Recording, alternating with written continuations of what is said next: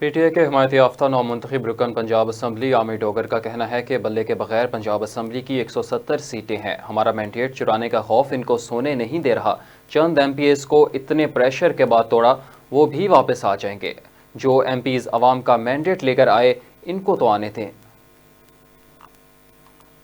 कि ये तमाम आइन और कानून को बिल्डोज किया जा रहा है कि अभी हमारी रिजर्व सीटें जो तकरीबन 30 सीटें बनती हैं हमारे एमपीएस के मुताबिक, उनका नोटिफिकेशन ही नहीं हुआ।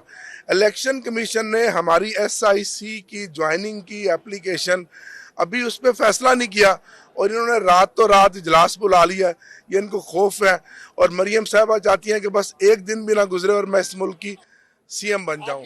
जिन्होंने जिन्होंने अपनी पार्लिमानी सियासत का आगाज एक हमारे लोटे वसीम कादर को साथ खड़ा करके किया, जो कहती थी वोट को इज्जत दो।